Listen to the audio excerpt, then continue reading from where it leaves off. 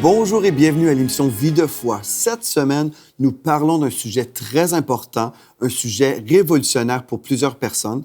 En fait, c'est un sujet qu'on devrait tous comprendre parce que nous avons tous souffert à un moment donné d'un esprit de rejet, pas nécessairement autant que certaines personnes, mais nous avons tous été rejetés à un certain moment dans une vie. Donc, cette semaine, c'est vraiment une série extrêmement importante pour le corps de Christ et je crois aujourd'hui, on va aborder une chose très importante qui va être le point tournant dans la guérison d'un esprit de rejet.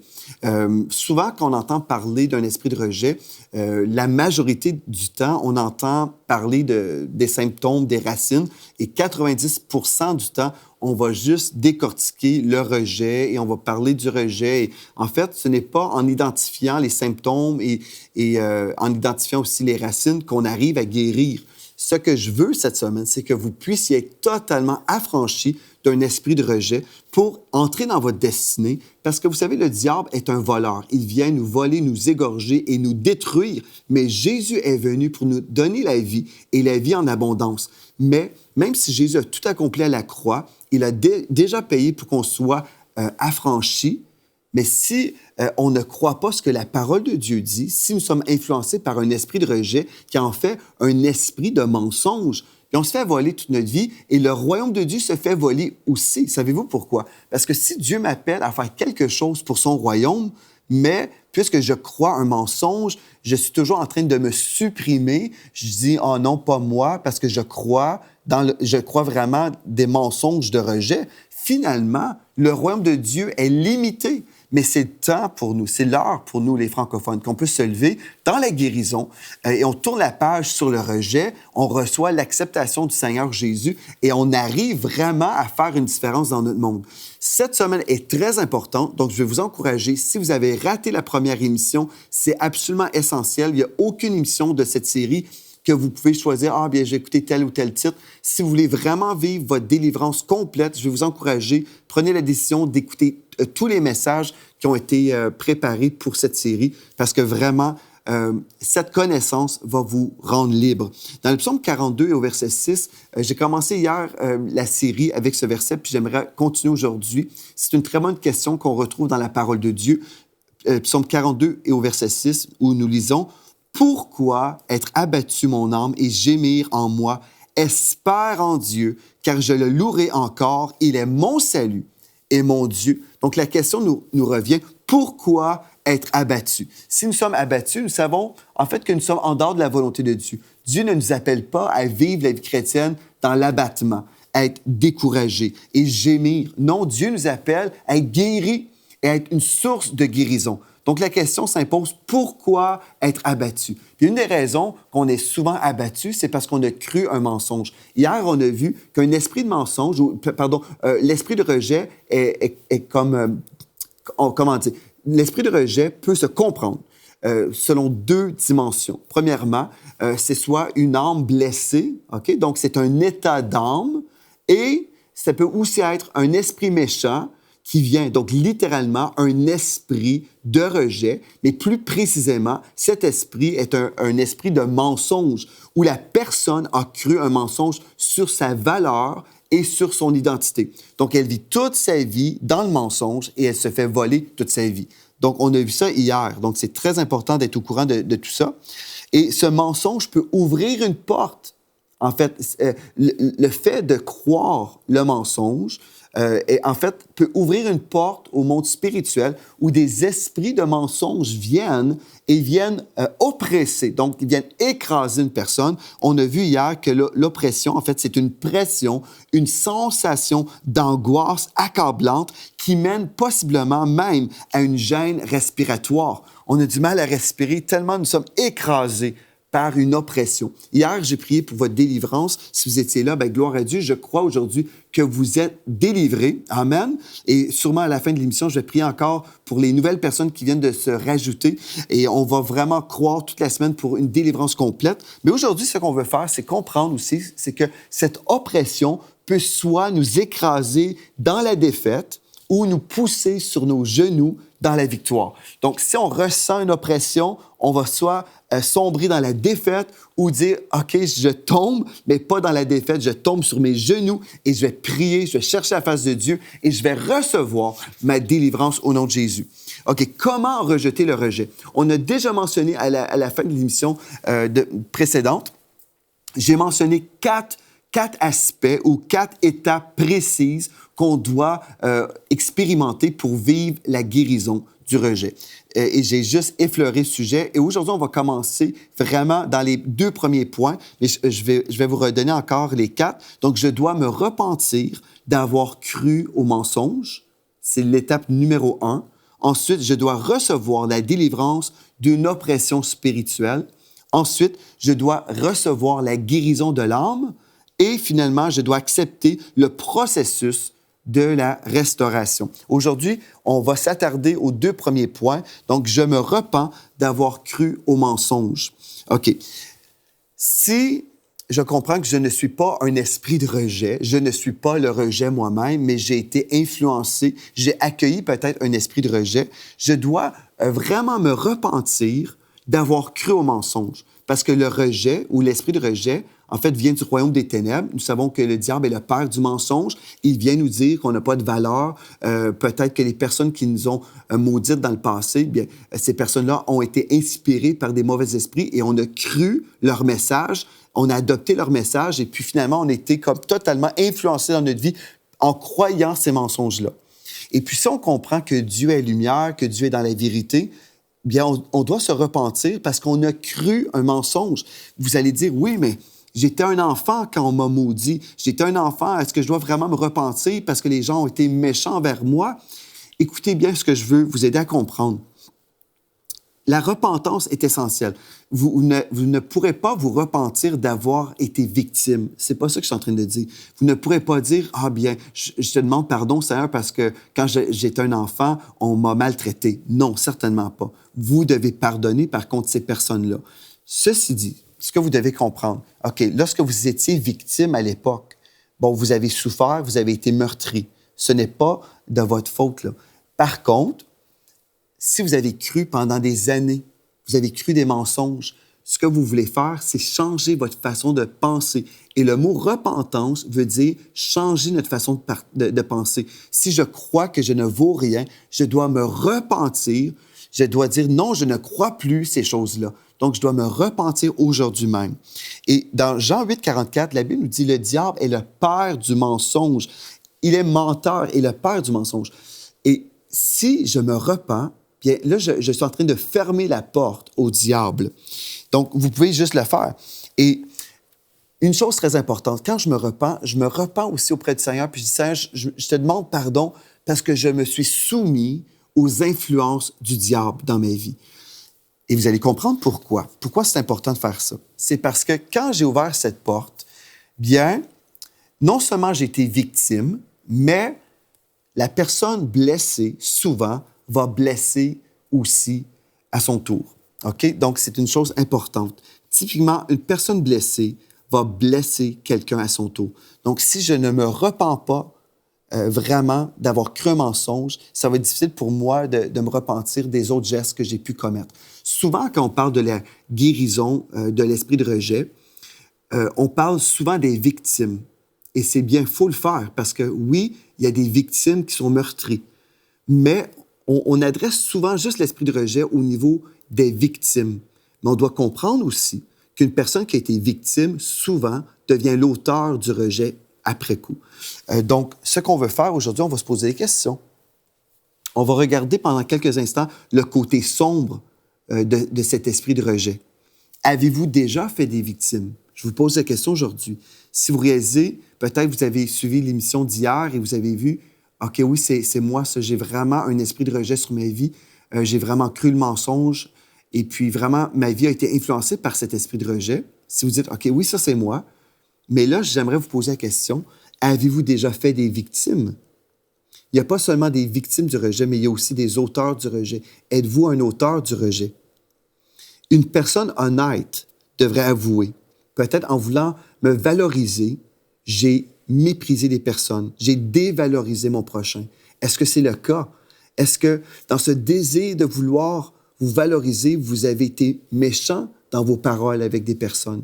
Peut-être vous avez dénigré des personnes. Peut-être vous avez blessé à votre tour des personnes. C'est important de se regarder. Puis je sais, en ce moment, ça peut être très difficile de m'entendre parler. Parce que quand nous souffrons d'un esprit de rejet, souvent on veut être réconforté. Et je comprends, nous voulons tous être aimés. Et je vais vous garantir, vous allez recevoir l'amour de Dieu cette semaine. Mais on doit aussi être honnête envers nous-mêmes. Est-ce que nous sommes aussi des auteurs de rejet? Dans Proverbe 12, verset 18, nous lisons « Celui qui parle à la légère ou sans réfléchir blesse comme une épée, tandis que la langue des sages apporte la guérison. » Quand vous avez voulu vous valoriser, avez-vous méprisé votre prochain? Avez-vous prononcé des paroles blessantes comme une épée? Ou vous avez prononcé des paroles qui ont venu darder au cœur d'une personne? Avez-vous été une personne blessante? C'est une bonne question, n'est-ce pas? Avez-vous vécu dans l'orgueil? Vous savez, l'esprit de rejet ouvre une porte aussi à l'orgueil. Vous allez dire, mais c'est pas possible. Quand je suis dans le rejet, je me méprise moi-même. Oui, je comprends ça. Mais dans notre désir de vouloir se valoriser, souvent on va mépriser notre prochain, on va dénigrer notre prochain, on va voir notre prochain même d'une façon inférieure. On va voir les gens comme ça. Nous sommes en haut et on regarde les gens d'en bas.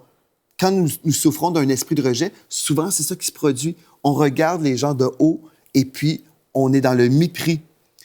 En fait, l'origine du péché de l'orgueil n'était pas l'orgueil au tout début. C'était vraiment un esprit de rejet qui était là, mais on a voulu compenser. Donc, nous sommes allés, on a été poussés vers le péché de l'orgueil. Je vais vous le montrer bibliquement, là. Dans 2 Corinthiens 10, au verset 5, il est écrit « Nous renversons les raisonnements et tout obstacle qui s'élève avec orgueil contre la connaissance de Dieu et nous faisons toute pensée prisonnière pour qu'elle obéisse à Christ. » Donc, nous renversons les raisonnements, si on s'imagine que nous sommes meilleurs, ou on veut s'imaginer meilleur que quelqu'un d'autre, OK? Nous renversons ces raisonnements-là et tout obstacle qui s'élève avec orgueil. Parce que quand on met de côté la vérité de la parole de Dieu sur notre valeur personnelle, on a tassé cette vérité-là, on a cru un mensonge, et finalement, nous avons cru le rapport du diable sur nous-mêmes. Et ce fait-là d'avoir cru un mensonge, en fait, c'est de s'opposer à la connaissance biblique, à l'opinion de Dieu. Et en fait, ceci veut dire, moi, je crois plus mon rapport que celui de Dieu. Donc, je suis dans l'orgueil. Quand je crois que ce que je crois est supérieur à ce que Dieu croit, et même si c'est d'une façon inconsciente, là, nous ne sommes pas nécessairement conscients de ça, mais nous sommes dans l'orgueil. Donc, avez-vous fait des victimes et avez-vous vécu dans l'orgueil à cause de l'esprit de rejet? Vous savez, si on ne parle pas de ces choses-là, si je fais juste prier pour que vous soyez guéris d'un esprit de rejet, ce n'est pas suffisant. Vous devez examiner les choses qui sont présentes dans votre vie pour avancer. Avez-vous vous-même rejeté des gens? Dans l'esprit de rejet, lorsque nous sommes influencés par l'esprit de rejet, on peut aussi rejeter des gens qu'on méprise ou pour plein de raisons, on peut être dans le mépris. Si oui, comprenez que vous devrez vous repentir auprès de ces personnes afin de changer de vie. Frères et sœurs, je sais que des fois, on aime écouter des séries à la télévision. On dit, bien, quelqu'un va prier pour moi et puis tout va bien aller.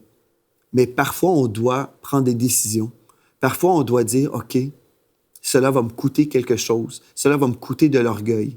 Mais oui, si vous avez déjà réalisé que vous étiez dans l'orgueil, vous avez beaucoup d'orgueil à dépenser, n'est-ce pas? Je sais que c'est difficile. Ce que je vous dis aujourd'hui va vous coûter quelque chose, mais voulez-vous être vraiment libre?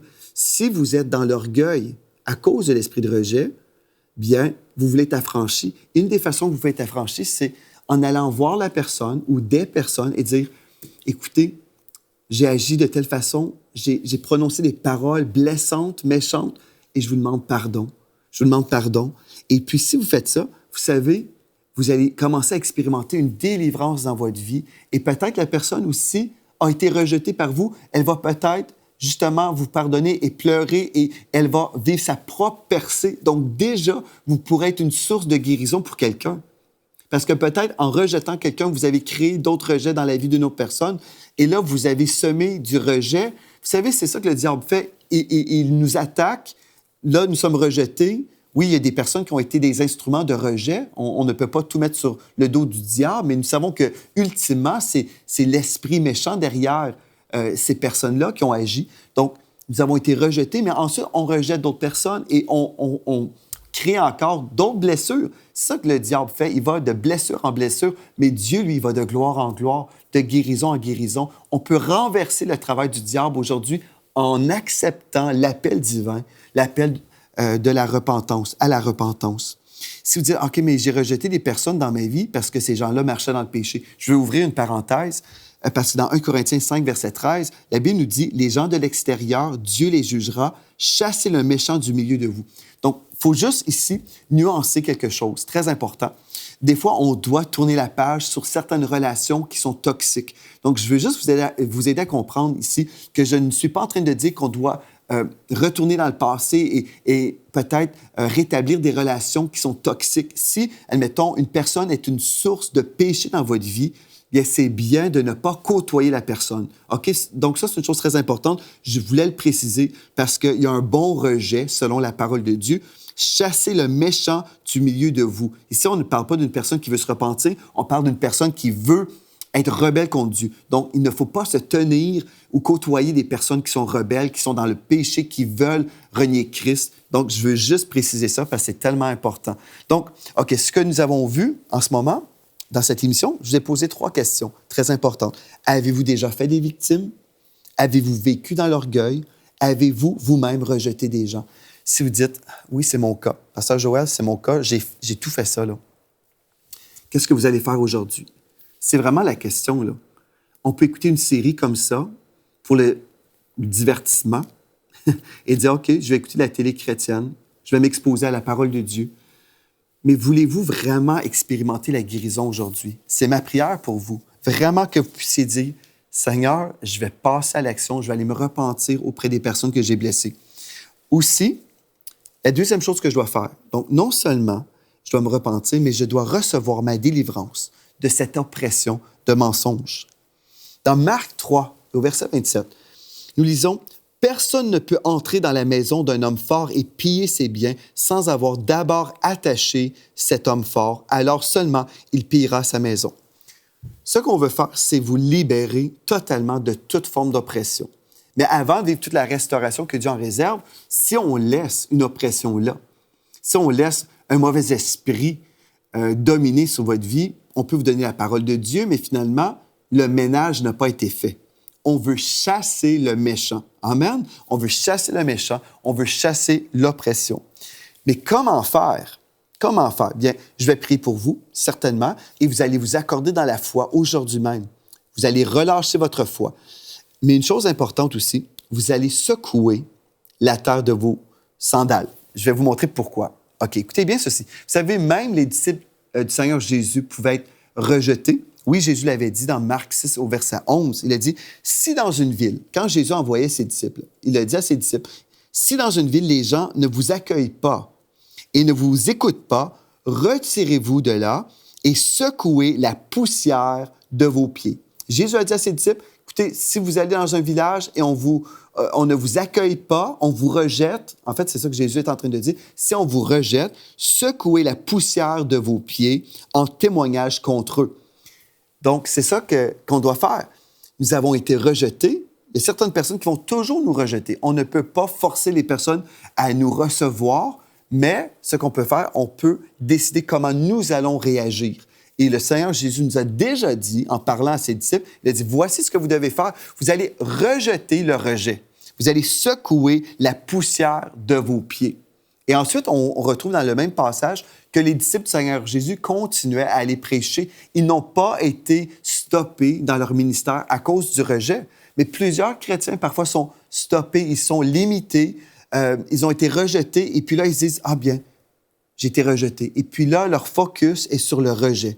Leur focus est sur leur nombril. Ils disent, bien, si j'ai été rejeté, c'est parce que je le mérite où je ne suis pas digne d'être dans le ministère, je ne suis pas digne de servir le Seigneur, je ne suis pas digne d'être aimé, et on se rejette nous-mêmes. Jésus réalisait que dans ce monde, les disciples étaient pour être rejetés. Il n'a pas dit, bien, voilà, c'est tout. Non, il a dit, secouez la poussière de vos pieds. Donc, ce qu'on va faire ensemble, on va déclarer la délivrance sur vous dans quelques instants. Ensuite, vous allez prendre la décision, je vais secouer la poussière de mes pieds. Non, je vais tourner la page sur ce que le diable veut faire contre moi. Et puis, je ne serai pas arrêté dans ma destinée. Mais juste avant, je veux vous poser une dernière question. Avez-vous pardonné ceux qui vous ont trahi ou demeurez-vous en ce moment dans l'offense? Vous savez, on a mentionné le rejet, comment on peut être blessé, mais avez-vous pardonné ces personnes-là? Parce que le non-pardon sera un blocage à votre guérison. Dans Matthieu 6, versets 14 et 15, nous lisons « Si vous pardonnez aux hommes leurs fautes, votre Père céleste vous pardonnera aussi. Mais si vous ne pardonnez pas aux hommes, votre Père ne vous pardonnera pas non plus vos fautes. » Donc, si vous ne pardonnez pas aux hommes, votre Père ne vous pardonnera pas non plus vos fautes. Déjà là, j'ai dit, on doit se repentir, mais si on retient le pardon, si on retient l'offense, si on est là et on dit, bien, telle personne m'a blessé dans le passé, telle personne a prononcé des paroles sur ma vie, j'ai été meurtri et puis je refuse de pardonner cette personne, bien, vous pouvez aussi bien arrêter toute la série, vous pourrez arrêter maintenant. Si vous refusez de pardonner les personnes qui vous ont fait du mal, je m'excuse, vous ne vivrez pas de guérison, vous ne vivrez pas de délivrance. C'est aussi clair que ça, c'est aussi simple que ça. Donc, je dois dire, OK, Seigneur, je dois me repentir d'avoir cru le mensonge, mais aussi, je dois pardonner ceux qui m'ont blessé. Et si vous êtes prêts aujourd'hui à pardonner, vous allez vivre votre délivrance. Donc, n'entrez pas non plus dans une guerre contre les gens qui vous ont fait du mal. Ce n'est pas nécessaire d'entrer dans une guerre, là. Ce que vous voulez faire, c'est vraiment comprendre aujourd'hui, il y a un point tournant pour votre vie dès maintenant. Il y a ce point tournant. Est-ce que je vais me repentir? J'aimerais ça vous inviter maintenant à ouvrir votre cœur. Ouvrez votre cœur à l'Esprit de Dieu. Et ce que l'Esprit de Dieu veut faire maintenant. Il veut vous révéler des choses. Il veut ouvrir vos yeux spirituels. Peut-être que vous allez vous rappeler maintenant des personnes qui vous ont blessé, là où vous avez été meurtri. Père éternel, je veux prier pour mes frères et mes sœurs à la maison en ce moment. Chaque personne qui est là, qui réalise aujourd'hui, non seulement j'ai été blessé, mais j'ai été une source de blessures. Seigneur, je veux prier maintenant que tu leur donnes une conviction du Saint-Esprit, que ce ne sera pas simplement des paroles du pasteur Joël qu'ils vont avoir entendues, mais je te prie maintenant, Esprit de Dieu, que tu puisses parler à mes frères et à mes sœurs maintenant. Révèle-leur, Seigneur, ce qu'ils doivent faire. Ça, on ne veut pas simplement enseigner ta parole, mais on prie, Esprit de Dieu, que tu te révèles maintenant. Montre à mes frères et mes sœurs ce qu'ils doivent faire. Révèle des noms maintenant, Seigneur Dieu. S'il y a des personnes, si mes frères et mes sœurs ont manqué de respect envers des autorités spirituelles, s'ils ont manqué de respect envers leurs propres enfants, s'ils ont répété les choses qu'ils ont vécues dans le passé, Seigneur, je prie, Esprit de Dieu maintenant, ouvre les yeux spirituels à mes frères et mes sœurs, qui puissent réaliser ce qu'ils doivent faire maintenant, dans le nom de Jésus. Seigneur, je prie, Seigneur Dieu, si mes frères et mes sœurs acceptent l'appel divin, l'appel à la repentance, je prie maintenant qu'ils puissent expérimenter la délivrance de toute forme d'oppression. Par l'autorité du nom de Jésus-Christ de Nazareth, le nom de Jésus qui est au-dessus de tous les noms, le nom qui fait trembler les démons. Je prononce maintenant sur votre tête le nom de Jésus-Christ. Si vous êtes sous une oppression, dans le nom de Jésus, je commande à cet esprit impur, tu quittes mon frère, tu quittes ma sœur maintenant. Au nom de Jésus, je vous chasse maintenant. Dans le nom de Jésus, je déclare la liberté, je déclare la délivrance dans le nom de Jésus de cette oppression démoniaque, de cet esprit de rejet.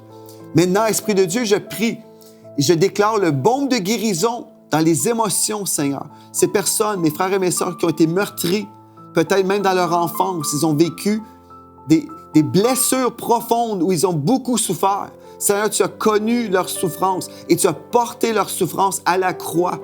Et dans le nom de Jésus, je déclare maintenant la guérison de ces blessures. Dans le nom de Jésus. Dans ta parole, Seigneur Dieu, tu as dit, il envoya sa parole et les guérit. Donc, j'envoie ta parole, qui est le Seigneur Jésus-Christ, qu'on reçoit maintenant. Nous recevons celui qui a été envoyé pour guérir les cœurs brisés. Nous te recevons, Jésus-Christ de Nazareth. Nous te recevons dans nos vies maintenant. Nous te recevons dans notre âme maintenant, dans notre pensée, dans nos émotions. Seigneur Dieu, viens guérir mes frères et mes sœurs. Et je ressens même dans mes mains en ce moment un picotement. Je crois que l'Esprit de Dieu est en train de travailler sur vous maintenant. Une guérison dans l'âme, une guérison profonde dans le nom de Jésus. Quand je ressens un picotement, je sais que l'Esprit de Dieu est en train de travailler. Je vais vous inviter, relâchez votre foi maintenant. Recevez le miracle dont vous avez besoin. Ça fait assez longtemps que vous souffrez dans cet esprit de rejet. Ça fait assez longtemps, c'est le temps que ça cesse. Au nom de Jésus, recevez dans le nom de Jésus l'onction de guérison sur vous, de la tête aux pieds. De la tête aux pieds, je déclare l'onction de guérison. Et oui, c'est correct de pleurer. C'est permis de pleurer. Si vous avez besoin de laisser sortir toutes les blessures dans le nom de Jésus, que les fleuves d'eau vive maintenant puissent couler de votre sein. Que vous puissiez expérimenter la délivrance de l'Éternel maintenant au nom de Jésus. Et Seigneur, je veux aussi prier pour le courage, cette audace qui vient de toi, Seigneur. Parce que mes frères et mes sœurs sont appelés maintenant à répondre à ton appel. Non seulement à se repentir personnellement d'avoir cru au mensonge, mais Seigneur, qu'ils puissent aussi se repentir, qu'ils puissent prendre des rendez-vous, Seigneur, et rencontrer les personnes qui doivent être rencontrées. Seigneur, tu t'es déjà révélé, tu as déjà démontré qui ils doivent rencontrer, Seigneur. Et je prie même dans les jours qui vont suivre que tu vas continuer à révéler des choses, tu vas continuer à révéler des noms, des visages, Seigneur Dieu, qu'ils puissent non seulement recevoir leur guérison, mais que chaque personne qui écoute cette émission en ce moment, que chaque personne puisse devenir un agent de guérison, un agent de guérison, un agent de délivrance dans le nom de Jésus. Oh, gloire à Dieu! C'est un jour important pour vous. C'est un point tournant pour vous. L'esprit de rejet, c'est quelque chose du passé.